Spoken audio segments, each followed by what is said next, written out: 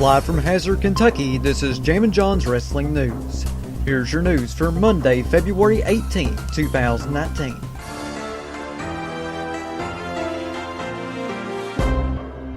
Triple H opened tonight's episode of Monday Night Raw by announcing several top NXT stars appearing on the show, including Tommaso Ciampa, Johnny Gargano, Ricochet, and Aleister Black. Big congratulations to those guys for making their main roster debuts. They definitely deserve it.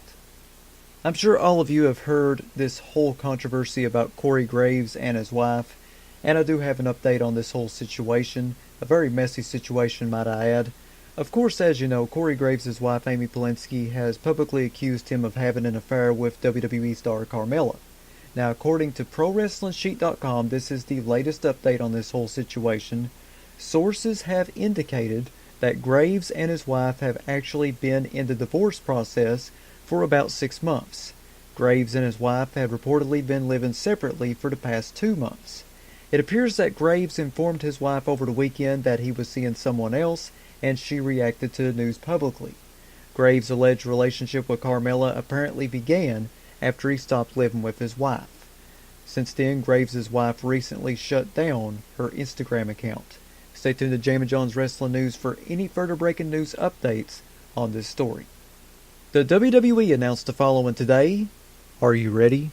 As first reported by ESPN, D-Generation X, the most rebellious group in WWE history, are the first inductees in the WWE Hall of Fame class of 2019.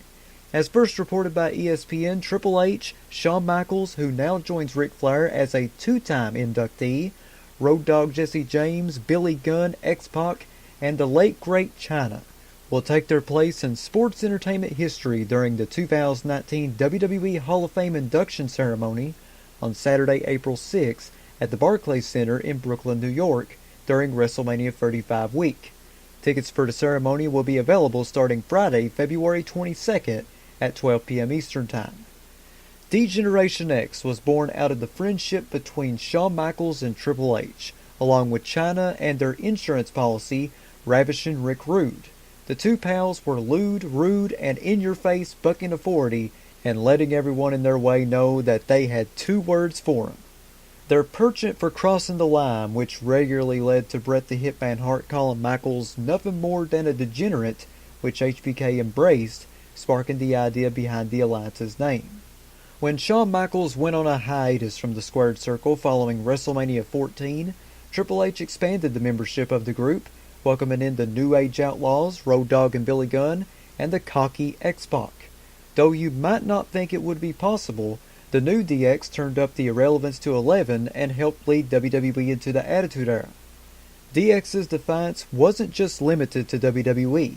In one of the most infamous and groundbreaking moments of the era, the Rebels hopped aboard a tank and drove from Monday Night Raw to rival WCW's Monday Nitro, launching one of the biggest attacks in the Monday Night Wars. Big congratulations out to D-Generation X for going into the WWE Hall of Fame. I've always been a big fan of D-Generation X. As a kid, the first time that I seen D-Generation X actually, believe it or not, was not on Monday Night Raw. It was actually in the video game WWF Warzone for PlayStation. You know, Triple H and Shawn were in that. And I later played WWF Attitude a year later, which is hard to believe that WWF Attitude, I think in a couple of months, is going to be 20 years old. That's crazy. But WWF Attitude had all the DX members in it. You know, Chyna, Road Dogg, Billy Gunn, X-Pac, Triple H, Shawn. They were all in the game. And I just thought they were so cool. I thought they were so raunchy, and they could just get away with whatever they wanted to, and they didn't care what people thought about them, and I, as a kid, loved that. I loved it so much that I wanted to be like D-Generation X. I wanted to be cool like D-Generation X, you know, and that got me in a lot of trouble as a kid, so thank you, D-Generation X, for that. Years later, in 2006, I remember watching Monday Night Raw, and Triple H was out in the ring, and Vince McMahon was sending in Spirit Squad members. Remember the Spirit Squad? He was sending out Spirit Squad members to attack Triple H. And then out of nowhere, you seen this one guy fly. And then out of nowhere, Jim Ross was like, well, what's going? And then Shawn Michaels came out of nowhere. And it was shocking because, Shawn Michaels was out there interfering in Triple H's business. And so, like, Jim Ross was like, by God, Shawn Michaels is here. I can't believe it. And then he sweet chin musicked one of the Spirit Squad members and ran down there, and Triple H and Shawn Michaels cleaned house, and Vince McMahon was all angry on the entrance stage, and then Jim Ross said, it appears we have seen the reuniting of DX. And I was like, yes, because for months and months they had teased them getting back together because Shawn and Triple H in their respective matches was doing the crotch chops. And I was like, this is pretty weird. I wonder if they're going to get back together. And sure enough, they did. And it was so awesome whenever they got back together again. Man, I bought so much DX merchandise whenever they reunited in 2006. I had the reunion tour shirt. I had the hoodie that had a moonin on the back of it. And I had the dog tags. Man, I was a DX fan. I was part of the DX Army before the DX Army was even a thing. And I remember I wore the reunion tour shirt to school. And if you remember the reunion tour shirt, it had like the DX logo, the new DX logo at the time, spray painted on the front. And I remember that there used to be this Christian youth group that would visit my elementary school, and teach us about the Bible and all that. And this guy looked at my shirt and he's like, yo man, who did you let spray paint your shirt? You shouldn't let people spray paint your shirt like that. And he felt like somebody actually spray painted my shirt, and I thought that was so funny. It was just the design. I had to tell him it's the design. He's like, it looks like somebody spray painted your shirt, man. You shouldn't let people do that. And I'm like, what? But man, it was just such a great memory, and D-Generation X holds a special place in my heart. A lot of great memories were made with DX as a wrestling fan, and man, I'm so happy to see this. So I got 2 words for D-Generation X. Thank you. And staying on the topic of D-Generation X, in an interview with ESPN.com, Triple H commented on Chyna going into the WWE Hall of Fame as a part of DX. Triple H said, look, people believe what they want to believe. When I said a few years ago on the Austin podcast or show or whatever you want to call it, there's complexities around it. But absolutely, she deserves to be in there. It'd be tough to pick a female that was more impactful on the business. She did something that was completely so out of left field that it wasn't even being considered when we first brought it up for her to come in.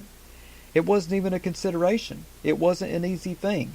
And against all odds, she did all of that. She earned everybody's trust. She won over the fans. She won over the boys. She did all of it.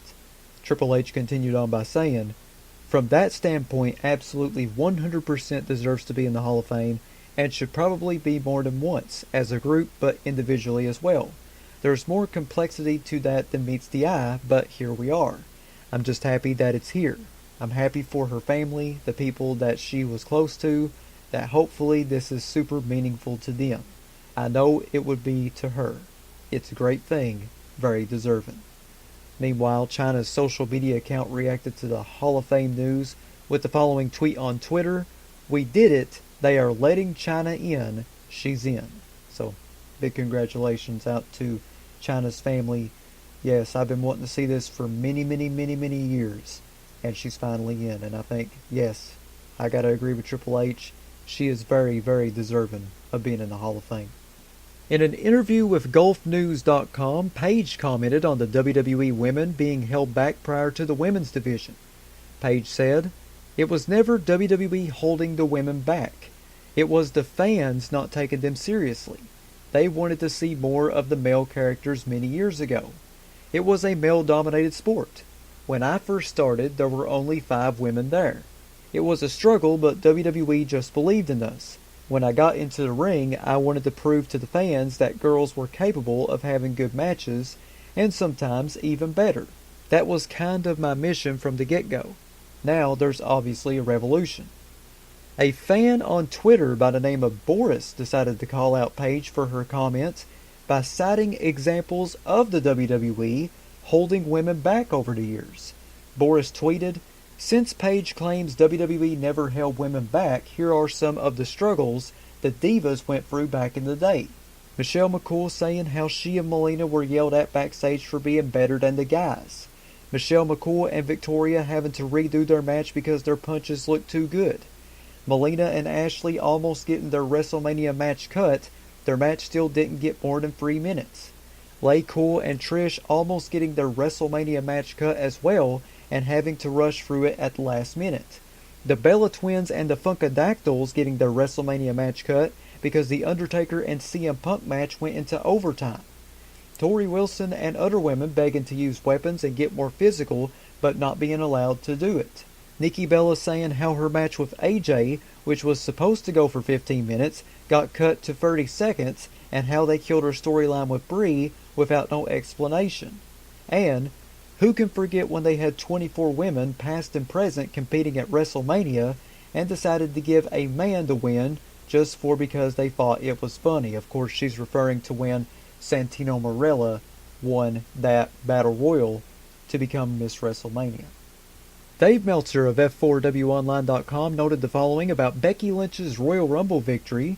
Dave Meltzer said, "If they had Charlotte win the Royal Rumble, it would have made sense as far as the storyline goes, but Vince was absolutely insistent that Becky Lynch had to win the Royal Rumble match."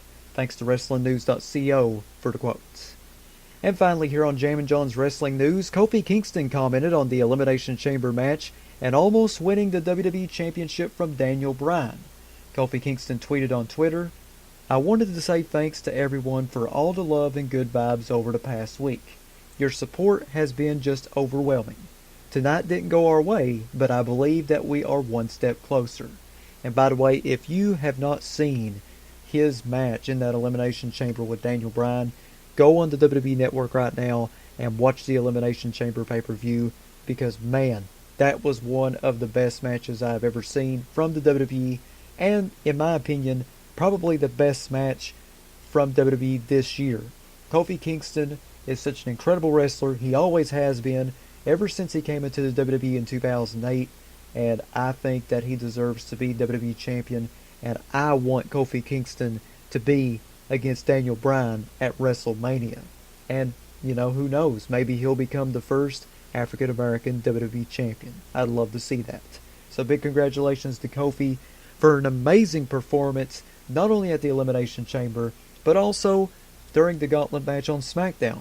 And please, WWE, let him be in the WrestleMania match with Daniel Bryan for the WWE title. That is your news for Monday, February 18th, 2019. I'm really sorry that I wasn't able to get the results out of Elimination Chamber yesterday. I actually recorded the results, got everything ready and nice, and edited everything and wrapped it up and stuff for you guys. And sadly, the internet was so bad last night, I couldn't even watch most of the Chamber pay-per-view. I got to watch both Chamber matches along with Becky Lynch's moment attacking Charlotte Flair and Ronda Rousey. But other than that, I wasn't able to watch the rest of the show because the internet was just so bad last night. We've been getting a lot of rain coming into Kentucky, and it's really been messing with the internet here. We're actually under a lot of flood watches and everything. They got school closed for the rest of the week in a lot of places because there's mudslides and stuff happening. Man, it's just really rough. So please send good vibes and prayers our way, because we definitely need it here in Eastern Kentucky. So I apologize if I'm not able to get these wrestling news updates to you on time, but it's because the internet has just been so bad due to all this bad weather that we've been having that it's been slowing it down. So I'd like to apologize for that, but I'm going to try my best to get these updates out to you the rest of this week, and hopefully the internet, is stabilized better for this week. So send good vibes and well wishes our way. Check back here tomorrow for another Jammin' John's Wrestling News Flash Briefing on Amazon Alexa devices, Spotify, YouTube, Stitcher, and iTunes. Follow me on Twitter at John Caldwell, JONCOLWELL. Follow me on Instagram, The Jammin' John.